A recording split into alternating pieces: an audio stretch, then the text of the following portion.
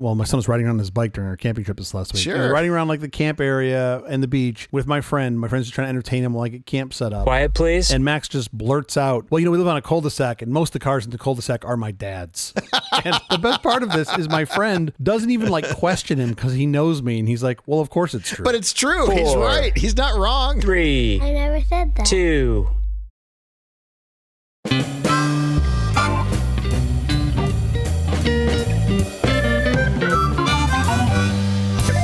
Company presents a truly terrible podcast. Welcome to Nonsense, Season 2, Episode 24. I'm Jeff Parker. I'm Stu Little. This is our take on the week's business, tech, and entertainment headlines. This time we'll look at news stories we've missed. That's a lot. That's a lot of stories we've missed, Jeff. It is Helen Keller Day. Helen Keller was born on June 27th, 1880 in Alabama, but things turned bad quickly. At 19 months, she suffered from a form of bacterial meningitis, which left her unable to see, hear, or speak. The family sought the advice of Alexander Graham Bell, a famous scientist and inventor known for inventing the first telephone, among other things. He advised them to apply to the Perkins Institute for the Blind in Boston. Ironically, they sent him a letter. They didn't call him.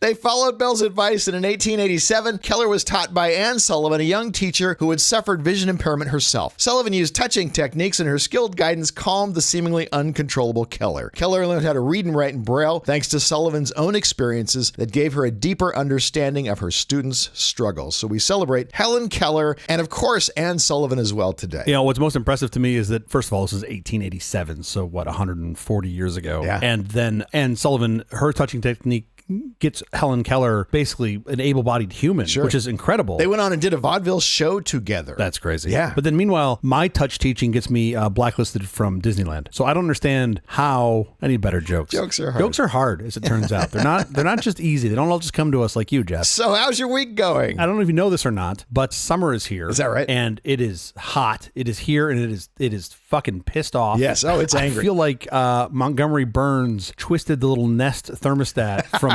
75 here in Southern California to 100 just to watch everything burn, and it's just to watch super, a squirm. Yes. super hot. So I think if just like with the Nest thermostat in your house, if we all just sit really still, It'll think we're away. Is that it'll it? cool off. Yeah, that's the joke. That's the joke. Like I said, jokes are hard. I took my kids to the beach for a week of quote unquote beach camping. It's not really camping. It's just hanging out in an RV park near the beach with a bunch of other folks in RVs and trailers. What's wrong with that? That sounds nice. It's not my jam. You're stacked on top of each other. And Oh, it's really? just- yeah. The whole point to me of camping is getting out in the middle of nowhere where there are no other humans. Yeah, sure. That's not this. Can you fly drones? What do you do when you're there? What's your entertainment? You fly kites. Oh, I'd love that. Because some of us still have passion for that. Yeah, we flew kites. You don't get in the water because the water there was closed due to, quote, excessive bacteria levels. I guess supposedly there's like raw sewage being dumped in the water from Tijuana, and the current just brings that all up north. Comes right up to San Diego, right? Right into San Diego, where we were. Although we go to the Bayside, you're close enough. It's a 2-minute bike ride from the Bayside. The Bayside apparently was poop free, so we can go there. Oh, okay. It was a ton of fun. I got to let my kids pick every day what we did, and they pretty much just wanted to ride their bikes everywhere, which is awesome because my children, they will just pedal and pedal and pedal until their legs fall off, and that's all they want to do. Absolutely love that. And it was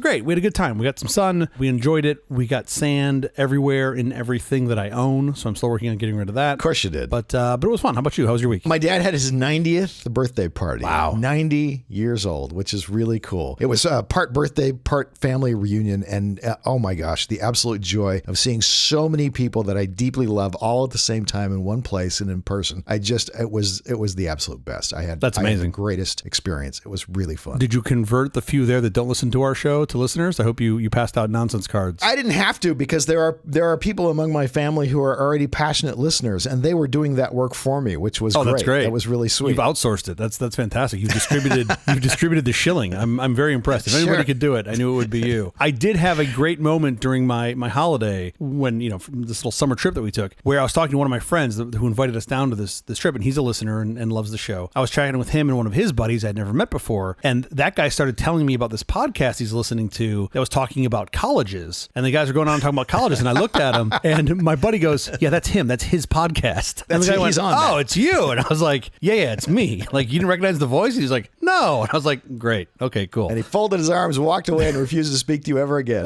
He punched me in the throat as hard as he could and then walked away. No, it was actually really fun. It was like a moment of him connecting the dots and me being, welcome to the D list of podcast celebrityism. I love it. But here we are. Let's get to our headlines. Let's do it. Researchers upend AI status quo by eliminating matrix multiplication in LLMs. This is a story no one is going to understand. Sure. We have a bunch of stories about AI, and there's a lot of important stuff happening in the world of AI this week. Really big things. This is huge. This is potentially monumental, the most important story maybe of the year. Sure. And I think it's also the most boring. Well, I don't know if I'd call it boring, but then again, I come from a skewed perspective because over the weekend, right after my vacation, I was thinking, I should eliminate matrix multiplication from LLMs. That's what I was thinking. And instead what I did... Here's somebody's already done it. Yeah, instead I put a new solar cover on my pool, but it was basically the same amount of effort. And same idea.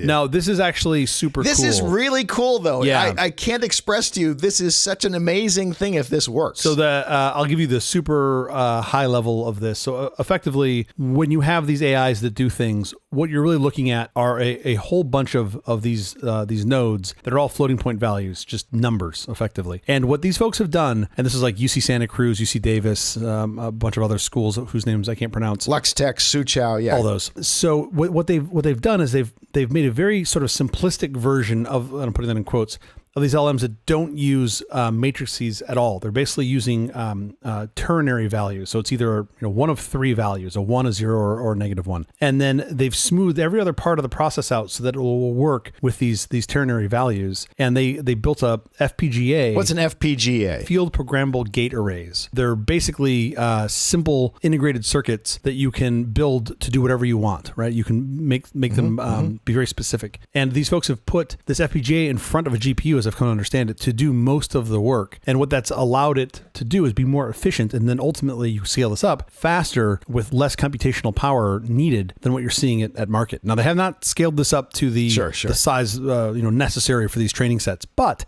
they believe that it could work, right? That theoretically it should work. To put this in perspective, the performance standard for today's modern day LLMs requires around 10 to the 23 floating operations per second. Yes. 10 to the 23 is a gigantic number. I can do that many in my head, but most people can't. 23.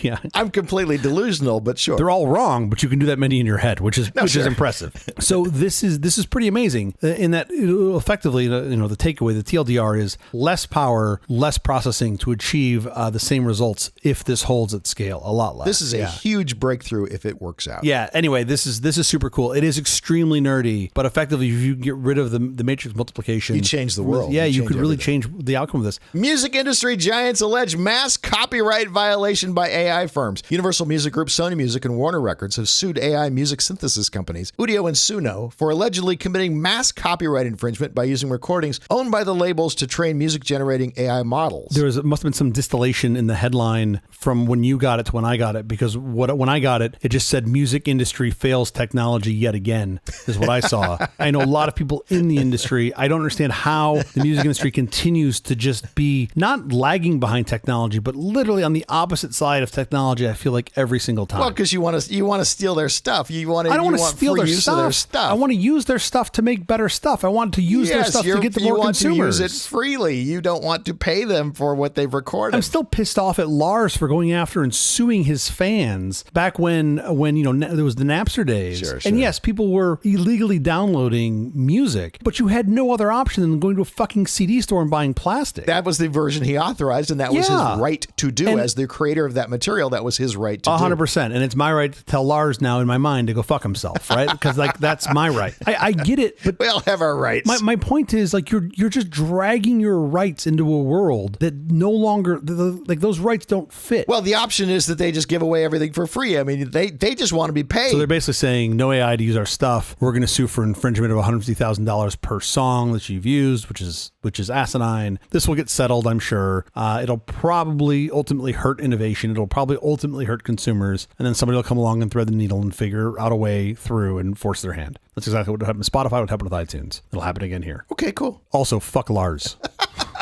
I still have a hard time watching like a Metallica video comes on. I'm like, I don't know if I want to watch this. I've listened to him speak. I actually think he's super intelligent and he's articulate, but I'm still kind of like, yeah, man, fuck you. Like, fuck you. I do feel like they own the intellectual property. I do feel like they have a right to do with it whatever they want. And if they want to drag their feet and just keep the music on piano rolls, sure, they have the right to do that. Sure. They have the right to do that. It's theirs. And fine. Go fuck off with your music. I don't care. Take it to the grave. It doesn't matter to me. You don't have the right to steal it and bring it into the modern world and, sell it as an MP3. The good news is, just as you said earlier, the tech now has gotten so good and so cheap, so inexpensive that now if you're musically inclined, you can produce a great sounding song for sure, for almost no dollars. And there will be people who do. There were tons of people who came out with songs. When this happened 20 years ago or whatever, when they came out with songs that they didn't have a label backing them. I think it's great. They made them in their bedrooms. They made them in their garages. I think it's incredible. And there were songs that broke through and became hits by doing that. I think that's great. And I hope that continues. I believe it will. Okay, now with the headlines. Up next, we both have some news stories we've wanted to talk about but haven't had a chance. I just want to talk about WWDC for the rest of the month. Is that okay? Fantastic. Let's go and do it. Let's do it. I'm in.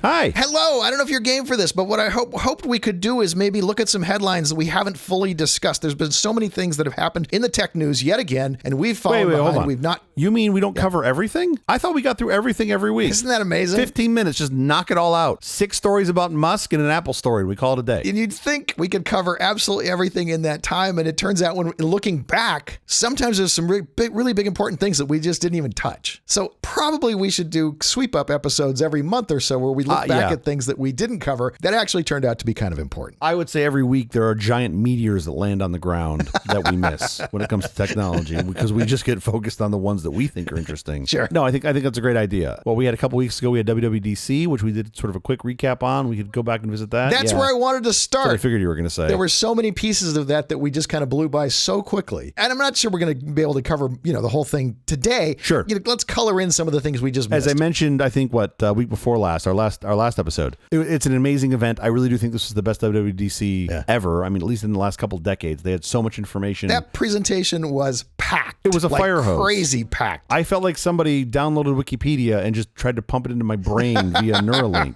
It was so much going on. And there was this, I didn't tell you this, there was a woman sitting next to me who was furiously scribbling notes down. And then at one point, she just fucking quit. She just gave up. Those poor reporters. I was watching people live blog this thing. And it watch was like, the video later. Why are you doing this to yourself? Your fingers had to be on fire. Well, they had to do it live because they were blogging live. And so they had to do it live. But it was like, wow, there's so much information. There was tons and tons of information. There was a lot of big things that they talked about that I think were worth highlighting. They had their Apple Intelligence, which I do think you and I should do a longer episode on at some point because we have different views on this. But yes, they're finally bringing AI, sort of as we've all talked about AI in the past year or two, into the iOS ecosystem. Which I think is fantastic. We both agree on that. And I think they're doing an excellent job in these first couple steps, right? They're being... I've been using AI on my phone for 6 months now, and I'm going to tell you, this is revolutionizing the way you use a phone. Give me your favorite 2 use cases that you've used in the past couple of months. I'll give you my one. Okay. I literally talk to my phone now. I almost never even look at it. I talk to it all the time. I ask it, what's the weather going to be like at Dodger Stadium at 9 p.m. tonight? Sure. And the fact is, I just don't have the limited questions that I used to be able to ask Google Assistant. Yeah. Now I can ask it anything. Yeah. This guy wrote a hit song. Was he a one-hit wonder? Yes, he was. Is he alive or dead? Yes, he's dead. Anything I can think. It's like talking to a person. What percentage is it right? Oh. I feel like you're asking me questions when I'm drunk, and I just like half of them I just make shit up. I'll just be like,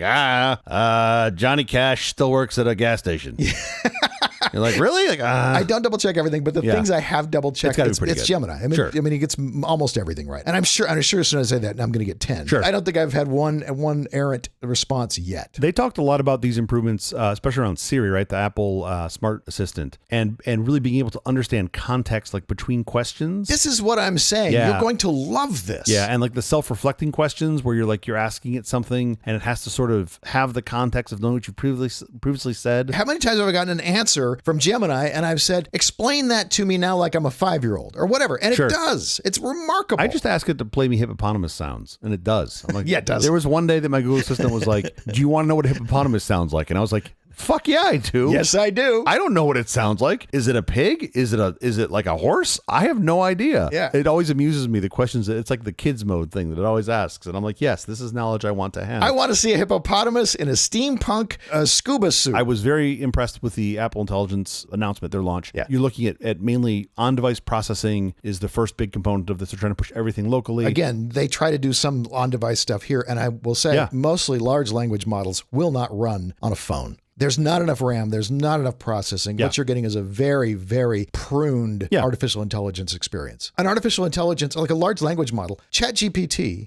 is something like 100 gigabytes of RAM. Yeah, it's using a lot of memory. That's what those machines are using. So you don't have that in your pocket. Someday, maybe. Yet. Yeah, right. We are extremely close to that. I think when you say someday maybe, I'm like March of next year, I think, is when that's coming. I'd love that. It's not far. They did announce, I mean, I'm way deep in the details here, but they did announce some further quantization of models that they're able to do to limit the amount of memory needed to run it and still get very comparable results. So they are looking at efficiency. And the amount of power. I mean, power starts to become the problem. One query to a large language model would drain your phone. So it's pretty impressive. So, they're looking at, you can start in the Apple ecosystem on device. You can off shell to their sort of their cloud computing. They tried to put in a bunch of restrictions and I think thoughtfulness around that. We'll take that apart at a future date. And they've also said, look, we're going to be agnostic to large language model providers and allow you to go out to like a ChatGPT. They announced that at WWDC, but then also presumably like a Gemini or other services, which I think is a really interesting move from them, from Apple, because that gets them in this place where they can sort of remain agnostic to the other providers and just use them all, right? It keeps the dangerous content out of the Apple ecosystem. Do you think it'll stay that way? I do. I think for a while it will. I mean, who knows what's going to happen in the LLM marketplace? Can I make a prognostication? And I'm talking out of my hat. I have no inside information. Go. I have a hunch this will be like search, Yeah. where whoever writes That's Apple what the biggest I think you're gonna check end up with a couple. is going to be the large language model. No, I disagree with that. I don't think that's going to be the answer. Tell me why. You're dealing with a very different animal here. Well, okay, let me rephrase this. Let me back up a little bit here. The way Apple has positioned this currently is different than search. Okay. And I think that's likely going to stay. Again, who knows? Who knows what tomorrow holds? Search has been you're going to go off to somebody else and do search. Apple doesn't want to compete on search, which I think was the right decision. And they said, we're going to let whoever wants to buy this can buy this. You buy the start page. Whoever can write us the biggest check. But all you're buying is first placement, right? You can still change it. You can still change it to be... Most people don't. Whatever. Bing, Alta Vista. Yeah, sure, most people don't. But the point is you can if you want. You've got choice. Thank you, European Union. You've got choice on this. You can change it if you want. You had choice before the EU, didn't you? I know, but it's the extrapolated point of you give them choice, and most people are like, I'm happy with what's here. Fine. Google has been the dominator of search forever, right? For 20 years. Sure. They've dominated that space. I've used DuckDuckGo for years, and it's great. You and like 6 other people. I know the numbers are not big, but boy, if you want a good search engine that isn't Google, DuckDuckGo comes highly recommended from me. It is not superior. I will tell you this. There are times when I will abandon DuckDuckGo and go over to Google because I want a little bit more information. You're having a hard time finding that does happen. That does happen. You say superior. I would debate superior with you because superior results maybe. That still doesn't mean DuckDuckGo isn't superior overall, but that's a separate point for us to argue later. Of course. But I get what you're saying. Sure. Here's why I think it's going to be different. When you're dealing with these large language models, and especially what they can know about you, you've got to make a choice as a guardian or gatekeeper of data. You've got to make a choice if you want that to be out there or not. And I feel like with search, it was, how bad could it be? And now we're starting to see what that looks like, right? I mean, in 2005, people weren't running around too worried about what search or what knowing what somebody's interest was going to look like. Yeah. A couple really smart people were, right? One of them's last name started with Z, and he decided not to sell that business, and now is sitting on a giant company because they know everything about you. He's talking about Zuckerberg of Facebook. I'm just going to clue you in. Is that his name? Yeah. Now, here's the thing. People just give up all that information for fucking free. Sure. And I want to believe, I suspect at least the way they're starting, Apple's saying, we don't want all of our users, because they are now the dominating force, to throw all that data up to anybody, not even to Apple. And I think they're trying to create a line there for that, which is why I don't think... How do you stop that? How do you stop that if you're sending stuff off to ChatGPT? They're going to grab that data anyway. They're going to have that data anyway. I mean, what I think Apple is doing is making a very clear line in the sand of what you are and are not sending to ChatGPT. So you want to send a prompt to ChatGPT from inside iOS 18? Great. You can do it all day long. They're not going to just take all of your email and your texts and your usage habits of apps and just dump all of that and send that to ChatGPT. Of course not. Of course. And that's from what I can tell from watching the keynote and looking at some of these demos, that's not even like an option. There's no way to do that, right? You can turn on the ability to ask ChatGPT shit or not. One would hope not. One would hope not, exactly. But if ChatGPT showed up and said, "Oh, we'll give you $1 bajillion," then maybe they would say, "Okay, we're fine with that." I think they're drawing the line and saying we don't need your money. I don't think that's exactly how it'll work. I think you will still get somebody like ChatGPT who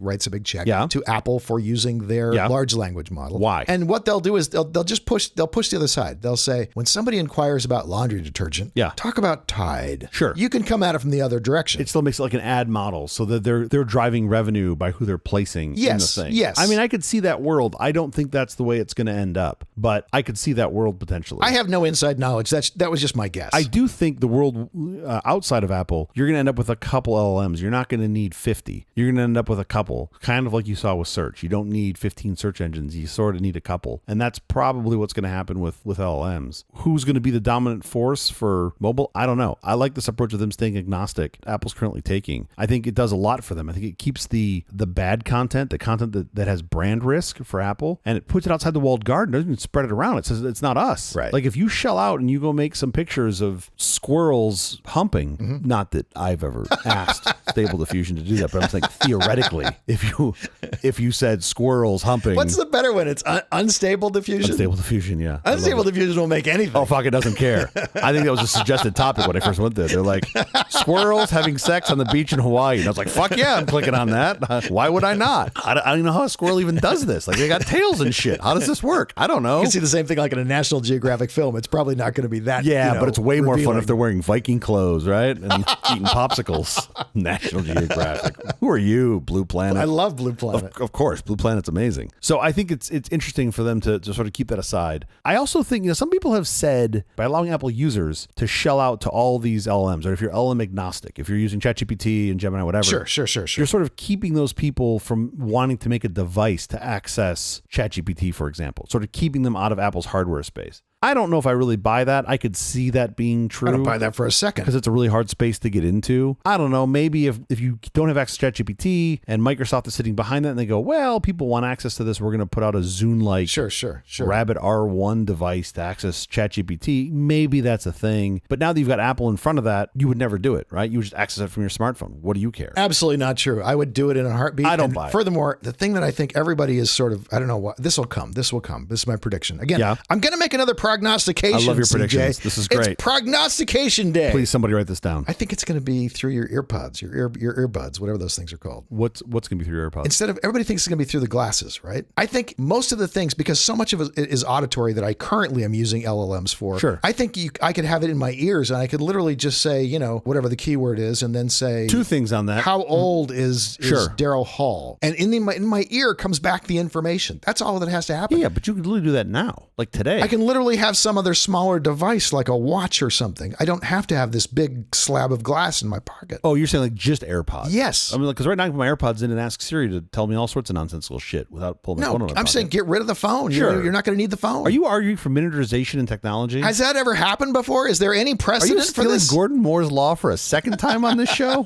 Basically, when he says prognostication, what he means is, I just read this on Wikipedia last night. I'm going to re-represent it as my own. Sir, you can no longer run to be the president of a major university. What do you mean last night? Gordon said this 59 years ago. I'm just saying you read it last night, as if you haven't known about Moore's law for the last 40 years. Look, I think you're going to end up with both. What I think is so interesting, though, about eyes is you process so much more bandwidth through your eyes for sure. your ears. I don't think those are mutually exclusive at all. I mean, already the things that we can do with voice are absolutely bananas. I think we're going to have an exponential level of things that we can do with voice. I think we've barely scratched the surface. My mother had very limited use of her extremities, and I tried for years to set up computers for her that she could use using voice manipulation software. Yeah. And I bought the best stuff that I could buy. Sure. And I was so disappointed every time I just could not deliver. It was very clunky. Awful. It didn't work well. She'd get very frustrated. It was really terrible. Yeah. And now, really in the past year or two, frankly, right after she died, the technology's gotten good enough now that she could use it. Right. I think that's great. For everybody else that has difficulty typing or doesn't have good use of their extremities, that's amazing. Even before you get to a Neuralink, the fact that you can just use your voice and query just about anything and get results and move around in applications is incredible. But the Neuralink part of that is important. Don't discount the Neuralink part of that, because the fact that I don't have to phrase things in a certain way. When I walk around my house and I want to tell it certain lights to turn on or turn off or dim to a certain level, I used to have to phrase those sentences very carefully. You had to speak like the machine. Yeah, and now I can say them in any sloppy way that I want. Totally. And it can remember context. And I don't have to tell it again the second time. Hey, Google, squirrels are fucking. Turn the lights down. That's what you do now? But if I say turn it down to 50% and then I decide, I don't like the 50%, I want it to be even lower, the next time I say it, I don't have to tell it which lights to turn down. All I have to say is, now try 25. And it does. I feel like you should fuck with that more. You should be like, please set the lights to pi times 20%. Just see what happens. I don't think the LLM would have any trouble with that. It'll probably give you back the wrong answer. It'll just come back and be like, Dick Abbott. And you'll be like, what? No. That's not what I asked. That's not what I said. I have very few problems with hallucinations for those types of uses. Sure. If I'm looking up information about news that broke yesterday, I might get some crazy hallucinations. I think when you have conflicting sources or things that aren't as clear. Of course. Obviously, that's where it gets confused. Let's put Apple Intelligence to bed for a second. It's super interesting. Yeah. It's got a lot of, I think out of the gate, it has a lot of very quote unquote safe uses for consumers, from summarizing your emails to retoning your writing, being able to do very basic generative image. The stuff where the processing is actually happening on the iPhone. That's great stuff. Yes, so of course. It's still very early. I think it's a great V1. They honestly exceeded my expectations what I thought they were going to come out with. There'll be a lot more to talk about and a lot more to tell, but it's super interesting. You're going to have these features, at least in the US, by September. So this is coming real fast. They have a bunch of other improvements in iOS 18 that are not nearly as significant as AI, right? AI is that one big leap forward. This other stuff are all these little tiny improvements that I think a lot of folks glossed over or sort of made fun of. I think these are super interesting, and I'm going to tell you why. What are you thinking of? They talk about home screen customizations. That was the open in the keynote, and I was like, eye roll. Right. Like, really? You bought an Android from 15 years ago. Well, this is a little bit different, and I'm going to debate you on this. So Federighi, their VP of software engineering, he even threw a little shade at how they waited 18 years to do this, right? So being able to put buttons anywhere you want on the home screen, long overdue, not what I would call an innovation. Sure. That thing's been sitting on somebody's Jira backlog for 15 fucking years. They finally got around to doing it. And on Android, it's been there forever. Of course. Yeah. Amazing. Everybody should use an Android phone. If you can't afford an Android phone, you buy an iPhone. This is what I'm saying. Yeah, 100%. I think they're great. No, let me just explain. I can afford any phone I want. I can afford as many phones as I want. The bear. And I prefer Android. I regret poking the bear. All right, Shilly McShilstein. The fact that you could not put buttons anywhere on the screen is unacceptable. It was unacceptable. But listen, you gotta just think about this for a second. You're an engineer at Apple, and your choice is to work on moving the buttons to anywhere on the screen or fucking artificial intelligence. Which one do you pick? Because there's just nobody 6 engineers wants to at go Apple? pick the shitty move the home screen buttons around. Like, that thing was just sitting in someone's back. I expected a laugh somewhere in there. That thing was just sitting on someone's backlog. Jesus, when you're 2 sentences past the punchline, folks, you just know it's not going to come. You know that I'm laughing that you were thinking you were going to laugh at that. Yeah. Fuck. So it's ridiculous that you couldn't move buttons around. Fine. Set that aside.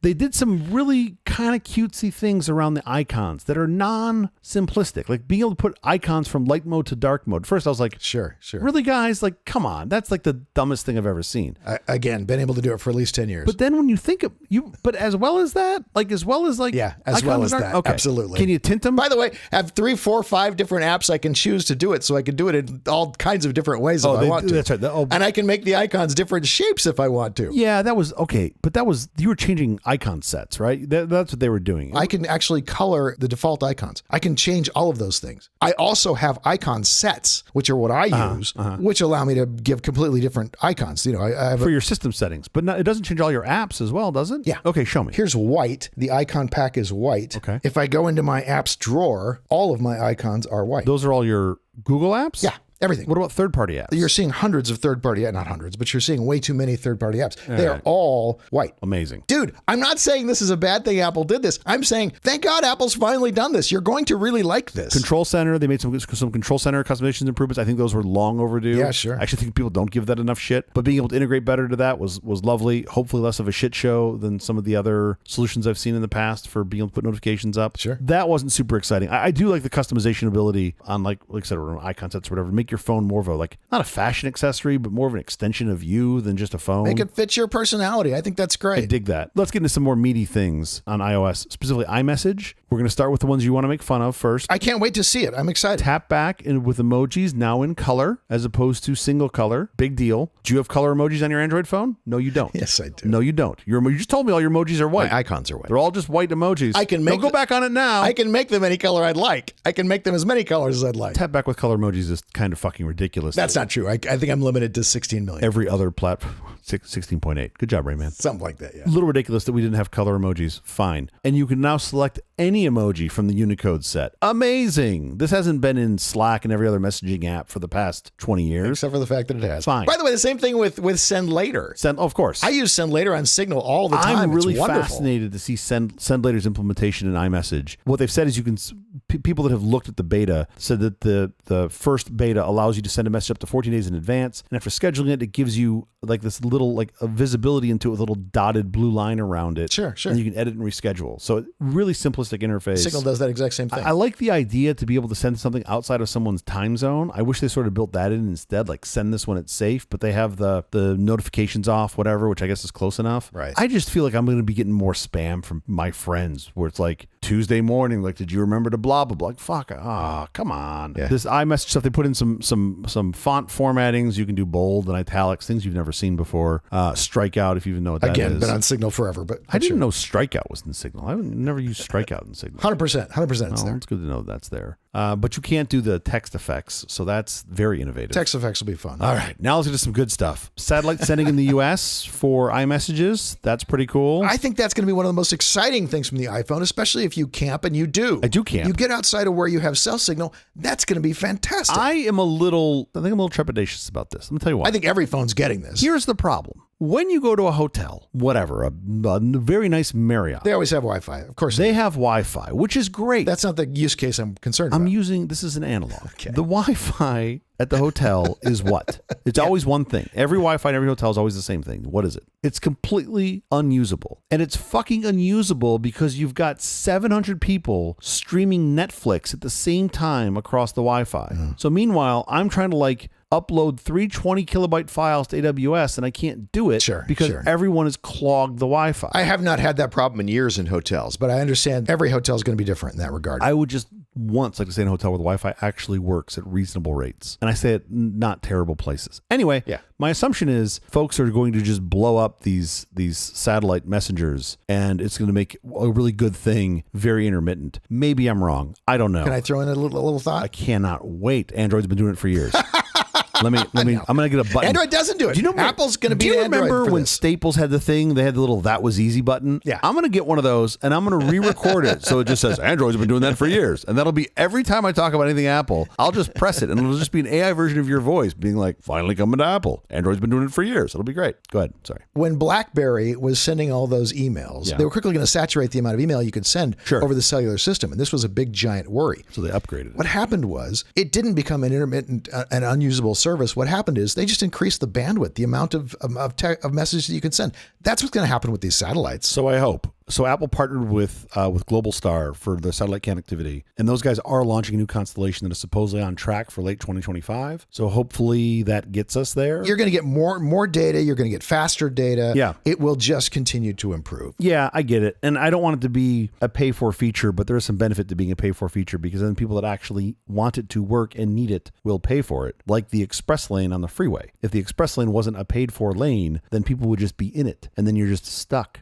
So I don't know. And then a guy goes out camping who can't afford it, and now he's stuck because he can't communicate. Let's not make it a paid-for feature. Let's lump it in with everything else. Look, for SOS, 100% agree. The last thing I need is one more service that wealthy people can afford that the rest of the world can't. For SOS, I 100% agree. You're already carrying a $1,200 phone with you. And if you're camping, you've already gone to REI and spent $5,000 on a fucking tent and some sleeping bags and some pottery. This isn't a use case for folks that aren't spending money. I would bet a lot of money there are people who who have used gear and who have camped for a long time and who can do it much more economically. I just hope people don't abuse it. Yeah. Again, for SOS, I'm with you 100%. I'm with you. Folks always like to consume these things ad nausea, especially the children. The children just don't give a shit. They're just like, sure, my kids want Wi-Fi in the car at all times to stream fucking Blippi. And I'm just like, sure, no, for so many reasons. But that's a separate episode we'll talk about. Satellite connectivity, super cool. Super cool. RCS. So RCS coming, they did not make this a key from their event, but I think it's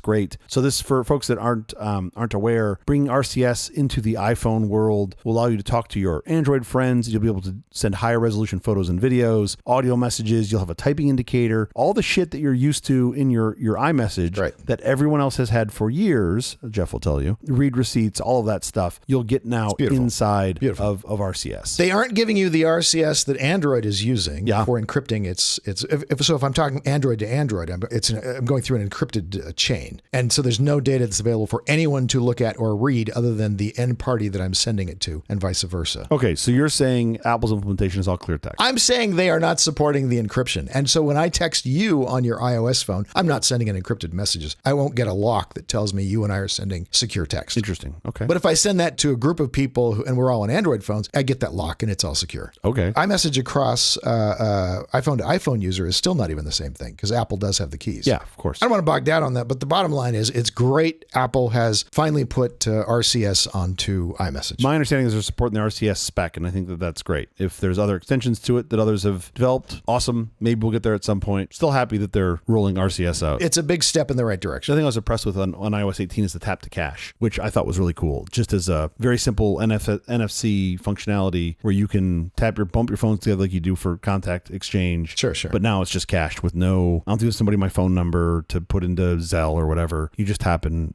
cache goes from one to the other. So I thought that was pretty neat. Tell me how that's different from like a Venmo. If I want to send you money on Venmo, I don't need your phone number. I just need your username. I need your Venmo ID, right? So I've still gotten something from you. I also don't even have to be standing next to you. No, this isn't for that use case. This to me is the cash use case. It really is the cash. Yeah. I want to hand you $20. This is the way to do it. Whereas everything else has some identifier tied back to you. Well, I'm looking at you. You're not entirely anonymous. I'm literally looking at your face. I'm wearing a hood.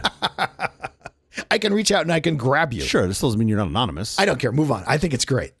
Tap to pay is wonderful. Tap to send cash, whatever it's called. Fabulous. Let's do it. And super anonymous. Say it. Say and super anonymous, and I'll move on.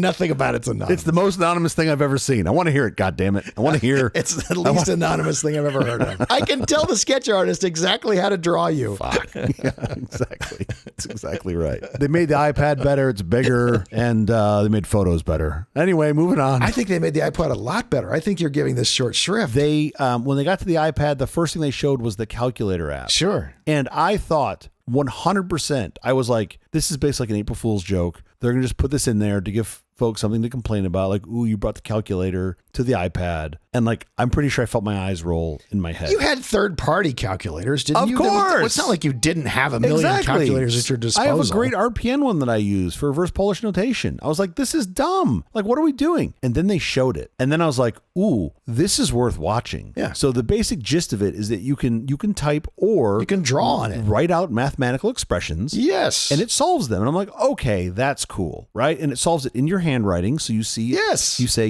7 plus 3 equals, and it shows 10. All right, cool. You can put in variables, and then you can assign variables different values to see how it works. It's like, oh, absolutely. Okay, that's pretty cool. And then when you would change the formula, so if you say, 7x plus 3 times 10, sure, it will update the variable in your drawing. It'll update. I'm like, okay. In your handwriting, like, in your handwriting. So for learning math, this is pretty cool, right? I'm thinking about students, I'm thinking about my kids, and I'm like, this is pretty cool. It's amazing. But they weren't done. They then started graphing functions, and you just write out the function and draw a graph, and it would just fucking plot it for you. And I'm like, yes, how many hours of my life did I spend typing this into a fucking Texas Instruments TI-82? Exactly. And by the way, back then, that was the coolest thing ever, because if you didn't have that, you literally had to plot points yourself and draw the fucking graph yourself. Absolutely. Now you just scribble this shit down with your Apple Pencil and hit equals go, and it does it. And you can put multiple equations on the same graph. Like, somebody had a lot of fun making this, or not someone, a group of people had a lot of fun making this. I was very impressed. I'm like, this is an excellent calculator app. For sure. For like learning and doing stuff, especially for students, like for learning math. For sure. And math concepts. I thought that was super cool. So then they have this smart script. That was the other thing that they showed on the iPad, which makes your handwriting look like a better version of your handwriting, right? It literally makes it easier to read, straightens it out,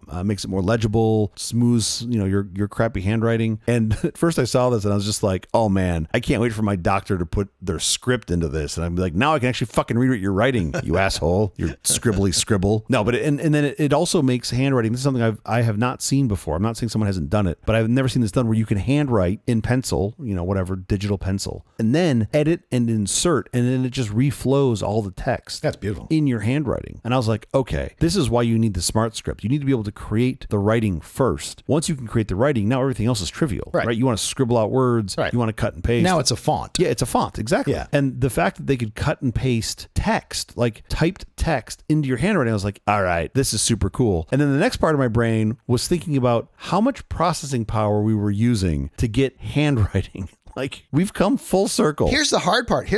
Think about, it's not a big deal for the letters you've already written. Yeah. All right. If you've already written the letters, they've got it. Sure. Fine. They can grab it. They can put it in the font. Sure. It's the ones you haven't where they're making a guess as to how you would most likely. How you make an umlaut. Yeah. How you would most likely write this letter. The funny Brazilian C in acai. Make that for me. Let's see what happens. Sure. So the other thought that I had after I was thinking about literally how much processing power is going to making your handwriting look like handwriting, which is just amazing to me. But then I'm thinking about the juxtaposition between this tap for cash, where I can just trade money with you using my phone and tapping with you, versus the common quote unquote way we do it, which is I scribble my signature on a piece of paper that I then hand to you with some dollar amount. Like, that is somehow the secure system. People haven't done that for years. You and I are the last two people who do that. Still write checks. I write like one check a year and it's to the same person. Last on the iPad, SharePlay. The coolest feature of this to me was allowing users to take over the screen of another Apple user, basically like remote control. And my first thought was, like, every poor grandson and granddaughter out there now that's going to be doing tech support phone calls to help their Nona and Pappy log into Facebook. I'm like, oh, sure. This is shitty for them. They revamped the photo app quite a bit. This looked great. There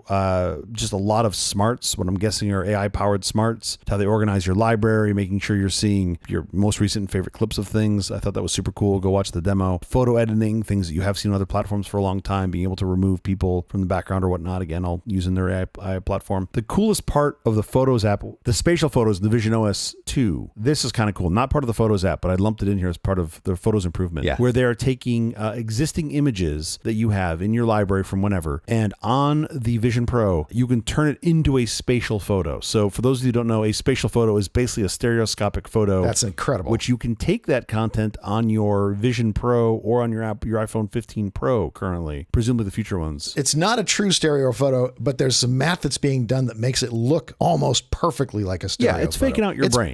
It's faking out your brain. Remarkable. And it's pretty cool that it's giving you some depth on this using what I believe is nothing but the pixels. There's no depth map. There's nothing else that it has. Right, of course. And that's pretty compelling. And I'm very excited. I've seen some demos in the past that folks have done this with video. And if Apple brings this into their playbook, that would be incredibly compelling. If you could take old video, make them spatial so that when you put on a pair of goggles, you feel like you're there. That to me is super compelling. Apple Mail got some improvements, most of which look just like what you have in Gmail, like multiple categories for, primary and transactions and updates, that kind of crap. Super useful.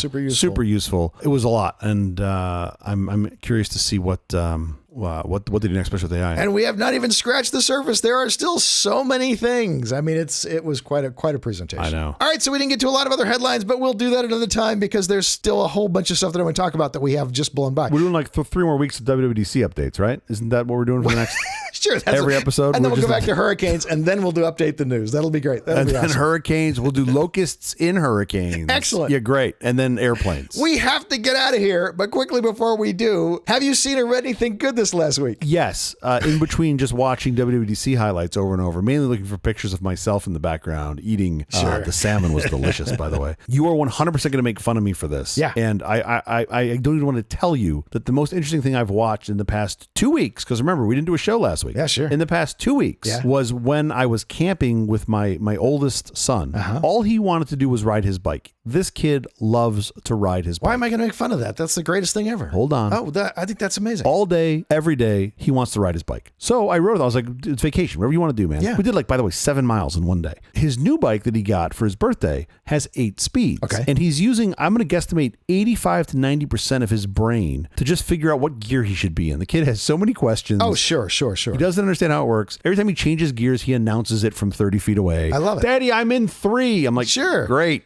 Like, it's fantastic. He asked me a very insightful question. I have a little beach cruiser I was riding with him, and it has 3 speeds on it, but there are no sprockets because I explained to him the ratio of the gears. That's how it works. Oh. And he's like, Daddy, how do these work? Like, I don't understand. There's no sprockets. And I said, well, it's inside the hub. And I was trying to explain to him how an internal geared hub works. Sure. And then I realized very quickly, I don't actually know. Like, I know the gist of it, but the mechanics of it, I don't know. So the most interesting thing I watched last week was a video called How Does a 3-Speed Internal Gear Hub Work? Of course. And I watched it with my son and my poor fucking children. Normal kids are watching Peppa Pig and Paw Patrol and like enjoying that. Meanwhile, mine are watching animated videos on planetary gear systems. And by the way, the first 2/3 of it he was into and loved. Of course. Like asking questions and how it worked. All I'm saying here, the point of this is that my children are doomed. That's really the point of what I'm trying to convey here. Or not, or they're just the most fortunate because you can look up anything on YouTube. I know, that's the cool part. I think that's the meta lesson. It's really remarkable. But how about you? What did you watch that was once again better than what I watched? That I think is an important lesson for your kids to get too. Is don't be afraid to things you don't know. Just go find out what they are. Yeah. Imagine you're tasked with creating a sketch comedy show, one that will debut on network TV in its 1990s heyday in prime time. Yeah. Such a bold, probably misguided idea requires a big star, maybe one who became the centerpiece of Saturday Night Live and starred in a summer blockbuster. But a series like this would probably need performers and writers too. Maybe like Stephen Colbert, Steve Carell, Louis C.K., Charlie Kaufman. Oh, I know what this is. And Robert Smigel. Yeah. Yes, an all-star team. Yeah. This actually happened in 1996 with the Dana Carvey show. And there is a wonderful documentary about the whole ordeal. Rotten Tomatoes says, offering a detailed and highly entertaining oral history of the failed Dana Carvey show. Oh, yeah. Too Funny to Fail is too funny to be missed. Too Funny to Fail, the life and death of the Dana Carvey show on Hulu, Disney Plus now. It's great. I know I always say that I'm going to go watch this. I am going to go watch this tonight because I remember that show and there was no reason for that show to fail. That show should have been the funniest fucking thing on television ever made. And it became the funniest thing on television ever made. In fact, reviewers who panned the first episodes went back and watched the later episodes and thought they were great and redid reviews, did new reviews and said, this is great. Yeah. One reviewer in particular. That was good times. That's awesome. What is it on? It's on Disney? It's a great doc. It's on Disney doc. Plus? Disney, which is Disney Plus, which contains now Hulu as well. Awesome. Very I will cool. definitely watch that. That is the episode. Thank you for joining us for all this nonsense and truly terrible podcast from our awful company. Visit us on the web at nonsense.production/WWDC. I'm Stu. I'm Jeff Parker. If you like this program, please follow, download, subscribe, and like it. Apple Podcasts, YouTube Music, Amazon Music, AntennaPod, iHeartRadio, Spotify, My Favorite, Overcast, or wherever you may get your podcasts from. Nonsense Studios are guarded by Barkley the dog. Barkley's a rescue mutt, free and open source. Next time you're tempted to buy an inbred dog or a purebred dog, don't. Get a Barkley. You'll be so glad you did. Special thanks to our floor director, John Abelnor. The problem with Barkley is he's not open source. He is open source. You can't trust him. You can't review the DNA. You can x-ray that thing. You can see the whole thing inside. It's just great. You can have his DNA tested. You can see all about how he was made.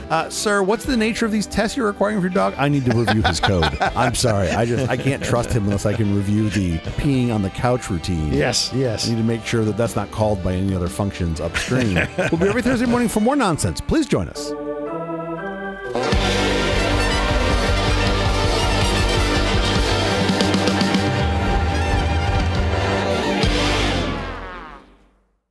You can talk over me if you want. We really get to the passive aggressive stuff at the end. That's really where we get to it at the end. Oh yeah, you can just talk over me if you want. That's fine. We're not with people. They have 2 ears. We'll put one in each ear. It'll be fine.